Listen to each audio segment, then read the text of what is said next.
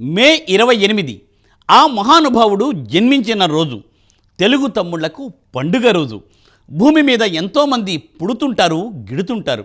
కానీ కొంతమంది మాత్రమే చరిత్ర పుటల్లో శాశ్వతంగా నిలిచిపోతారు. అటువంటి చిరస్మరణీయుడే నందమూరి తారక రామారావు. ఎన్టీఆర్ కేవలం 3 అక్షరాలు మాత్రమే కాదు, తెలుగు జాతి నిండు గౌరవం, తెలుగుదేశానికి తారక మంత్రం. ప్రతి ఏటా ప్రతిష్టాత్మకంగా నిర్వహించే మహానాడుపై తెలుగుదేశం పార్టీ ఇప్పుడు ఫోకస్ పెట్టింది. ఈ నెల 27వ తేదీ నుండి 3 రోజుల పాటు మహానాడును ఘనంగా నిర్వహించనున్నారు. ఇందుకు కడప వేదిక కానుంది.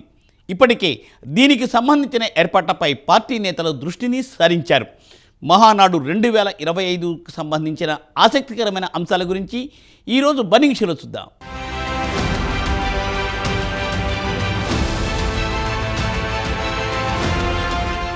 తెలుగుదేశం పార్టీ ప్రతి ఏటా ఎంతో ప్రతిష్టాత్మకంగా నిర్వహించే మహానాడుపై ఫుల్ ఫోకస్ పెట్టింది. నిన్నటి వరకు అమరావతి పునర్నిర్మాణ సభ పనులతో బిజీగా ఉన్న టీడీపీ నాయకత్వం అది విజయవంతంగా ముగియడంతో ఇప్పుడు పార్టీకి సంబంధించిన పెద్ద పండుగ మహానాడుపై దృష్టి సారించింది. ఈ క్రమంలో తాజాగా మహానాడు నిర్వహణకు ప్లేస్ ఫిక్స్ చేసింది. దీని ప్రకారం జగన్ అడ్డా కడపలో ఈసారి పసుపు పండుగ జరగనుంది. ఈ నెల 27వ తేదీ నుంచి 3 రోజుల పాటు మహానాడును నిర్వహించనున్నారు. ఇప్పటికే సంబంధిత జిల్లా నేతలు మహానాడు ఏర్పాట్లు షురూ చేశారు. జగన్ సొంతగడ్డ కడపలోని మహానాడును భారీ సక్సెస్ చేసి టీడీపీ తన పూర్వ వైభవం కోసం అడుగులు వేస్తోంది. స్టేట్లో ఇతర జిల్లాల్లో ఇప్పటిదాకా నిర్వహించిన మహానాడు ఓ ఎత్తైతే ఈసారి కడపలో నిర్వహించనున్న మహానాడు మరో ఎత్తు కానుంది. అందుకే మహానాడును భారీ సక్సెస్ చేసేందుకు టీడీపీ జాతీయ ప్రధాన కార్యదర్శి మంత్రి నారా లోకేష్ కార్యక్రమానికి 4 రోజుల ముందే కడపలో మకాం వేసి దగ్గరుండి ఏర్పాట్లు, ఇతరత్రా పనులు పర్యవేక్షించనున్నట్లు ఆ పార్టీ వర్గాలు వెల్లడించాయి.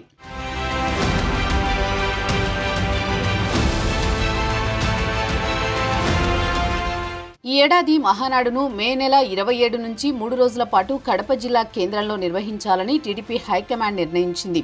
3 రోజుల పాటు జరిగే మహానాడు సభకు ఇరు రాష్ట్రాల నుంచి టీడీపీ నేతలు, కార్యకర్తలు పెద్ద సంఖ్యలో హాజరు కానున్నారు. వారందరికీ అన్ని సౌకర్యాలు కల్పించేలా ఏర్పాట్లు చేసేందుకు టీడీపీ నేతలు రెడీ అవుతున్నారు.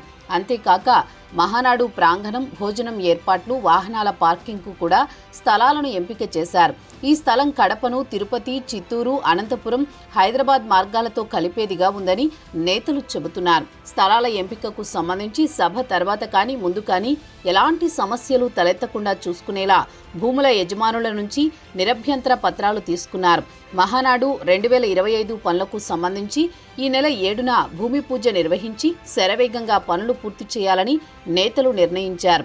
అలానే మహానాడు కార్యక్రమం సందర్భంగా నారా లోకేష్కు పార్టీలో మరింత కీలకమైన బాధ్యతలు అప్పగించే అవకాశం ఉందంటున్నారు. అయితే తెలుగుదేశం పార్టీ మహానాడు ఏర్పాట్లలో వంటలు ఎప్పుడూ ప్రత్యేక ఆకర్షణగా నిలుస్తాయి. ఈ వేడుకకు హాజరయ్యే వేలాది మంది కార్యకర్తలకు రుచికరమైన సాంప్రదాయ వంటకాలను వడ్డిస్తారు. ప్రతి సంవత్సరం మహానాడులో వంటల ప్రత్యేకతలు మారుతూ ఉంటాయి. సాధారణంగా మహానాడు భోజనాలలో ఆంధ్రప్రదేశ్, తెలంగాణ రాష్ట్రాల సాంప్రదాయ వంటకాలకు అధిక ప్రాధాన్యత ఇస్తారు. పులిహోర, దద్దోజనం, పొంగలి, సాంబారు, రసం, కూరలు, పప్పు, పెరుగు, మజ్జిగ వంటి వంటకాలు తప్పనిసరిగా ఉంటాయి. స్థానిక రుచులకు అనుగుణంగా ప్రత్యేక వంటకాలు కూడా తయారు చేస్తారు.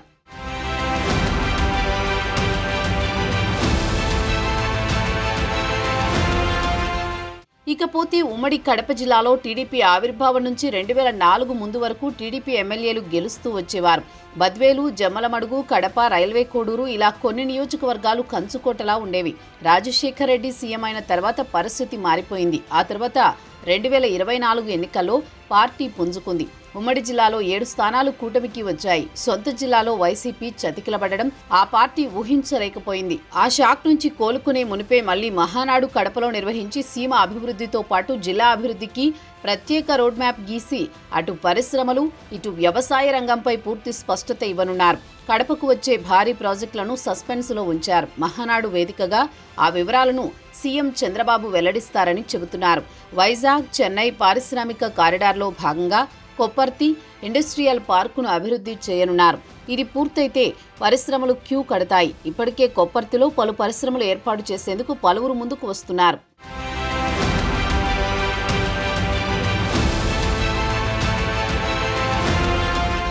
కడపలో ఉక్కు పరిశ్రమ ఏర్పాటు జిల్లావాసుల చిరకాల వాంఛ అయితే 3 ఏళ్లలో స్టీల్ ఫ్యాక్టరీ పూర్తి చేస్తామని జగన్ కొబ్బరికాయ కొట్టారు.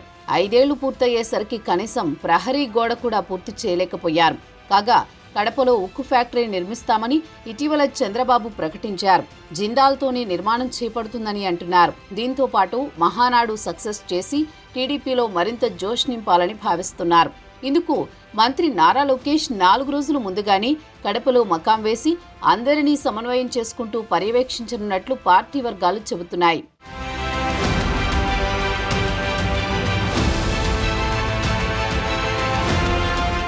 కడప నగర శివారులోని పబ్బాపురంలో ఉన్న 120 ఎకరాల టీచర్స్ లేఅవుట్లో మహానాడు నిర్వహిస్తున్నారు. ఇప్పటికే పనులు మొదలయ్యాయి. అయితే బుధవారం స్టేజీ ఇతర నిర్మాణాల కోసం భూమి పూజ చేశారు. మహానాడు లేఅవుట్ తయారు చేసి ఎక్కడెక్కడ స్టేజీ, ప్రతినిధుల సమావేశం కోసం ఏర్పాటు చేసే మీటింగ్ హాళ్లు, గ్యాలరీలు, పార్కింగ్, సీఎం చంద్రబాబుకు బస, వసతి, భోజనశాలలు, వీఐపీలకు ప్రత్యేక భోజనశాల, రక్తదాన శిబిరం, ఫోటో ఎగ్జిబిషన్ తదితర నిర్ణయించనున్నారు. ఇక మహానాడును సక్సెస్ చేసేందుకు సమన్వయం కోసం పలు కమిటీలను నియమించనున్నారు. వేదిక, ఆహ్వానం, వంట తదితరాల కోసం పలు కమిటీలను ఏర్పాటు చేసి ఇబ్బంది లేకుండా అన్ని ఏర్పాట్లను చేయనున్నారు. కడపలో నిర్వహించే మహానాడు చరిత్రలో నిలిచిపోనుంది. చివరి రోజున 5 లక్షల మందితో భారీ బహిరంగ సభ జరగనుంది. జగన్ 5 ఏళ్లలో స్టీల్ ఫ్యాక్టరీకి శంకుస్థాపనలు చేయడమే తప్ప దాన్ని పూర్తి చేయలేదు. జిందాల్తోనే స్టీల్ ఫ్యాక్టరీ పూర్తి చేయనుందని కూటమి సర్కార్, అలాగే కడప జిల్లా సమగ్ర అభివృద్ధికి ఓ ప్రత్యేక డిక్లరేషన్ను మహావేదికలో చంద్రబాబు ప్రకటించనున్నట్టు తెలుస్తోంది. మహానాడు సక్సెస్తో వైసీపీ కోలుకోలేని విధంగా మారుతుందని తెలుగు తమ్ముళ్లు భావిస్తున్నారు.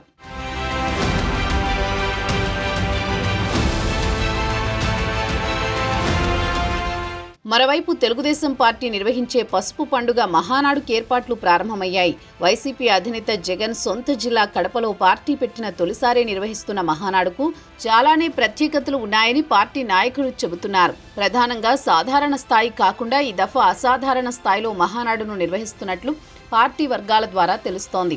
ఇందులో 3 రకాల ప్రత్యేకతలు ఉంటాయంటున్నారు.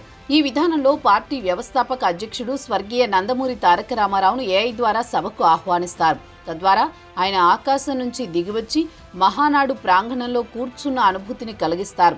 అంతేకాదు మహానాడును ఉద్దేశించి అన్నగారు ప్రసంగిస్తారు. దీనికి సంబంధించి ఐఐటి చెన్నై, ఐఐటి హైదరాబాద్ నిపుణుల సహకారం తీసుకుంటున్నారు. మరోవైపు చంద్రబాబు 75 వసంతాలు పూర్తి చేసుకున్న సందర్భంగా ఆయన రాజకీయ జీవితానికి సంబంధించిన షార్ట్ ఫిల్మ్ను 3 రోజులు 3 భాగాలుగా ప్రదర్శించనున్నట్టు సమాచారం. ఇది పార్టీ నాయకులకు దిశానిర్దేశం చేయనున్నట్లు సీనియర్ నాయకులు చెబుతున్నారు.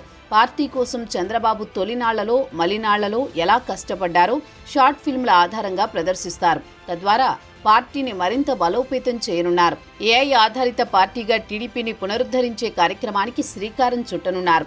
ఇప్పటి వరకు డిజిటల్ టీడీపీని అంటే ఐటీడీపీని మాత్రమే పరిచయం చేశారు. ఇక నుంచి ఏఐ ఆధారిత పార్టీగా టీడీపీని ఆవిష్కరించనున్నారు. దీనికి సంబంధించిన కీలక కార్యక్రమాన్ని చంద్రబాబు ఆవిష్కరించనున్నారు. ఏఐతో నాయకుల పనితీరు, కార్యకర్తల పనితీరును అంచనా వేస్తారు. ఇది సమగ్రంగా వచ్చే ఎన్నికల నాటికి పార్టీని బలోపేతం చేయనుందని చెబుతున్నారు.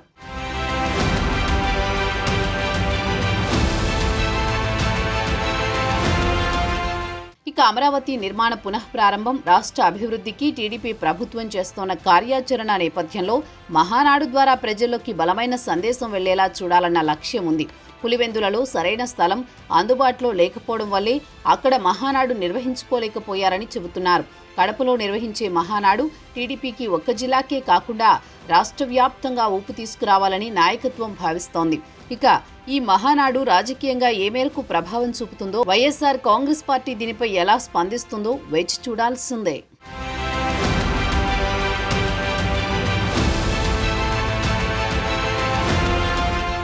ఎన్టీఆర్ జన్మదినం మే 28 సందర్భంగా మహానాడును ఘనంగా నిర్వహిస్తూ వస్తోంది తెలుగుదేశం పార్టీ. ఎన్టీఆర్ ఉన్నప్పుడే ప్రారంభమైన ఈ వేడుక ఇప్పటికీ అదే ఉత్సాహంతో ముందుకు కొనసాగుతోంది. ప్రతి ఏడాది మే 27 నుండి 29వ తేదీ వరకు 3 రోజుల పాటు మహానాడు జరుగుతూ ఉంటుంది. పార్టీ కార్యక్రమాలు, వివిధ ఎజెండాలు, ప్రజా సమస్యలపై ప్రధానంగా తీర్మానాలను ప్రకటిస్తారు ఈ పండుగ కార్యక్రమంలో.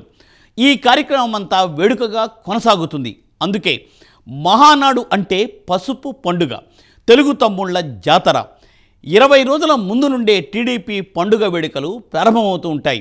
ఈసారి జనసందోహంతో మహానాడు మరింత వైభవోపేతంగా జరగనుంది. ఆ రోజు కోసమే తెలుగు తమ్ముళ్ళు ఆంతరంగా ఎదురు చూస్తున్నారు. టీడీపీ అభిమానులు కూడా ఎంతో ఉత్సాహంతో ముందుకు చూస్తున్నారు.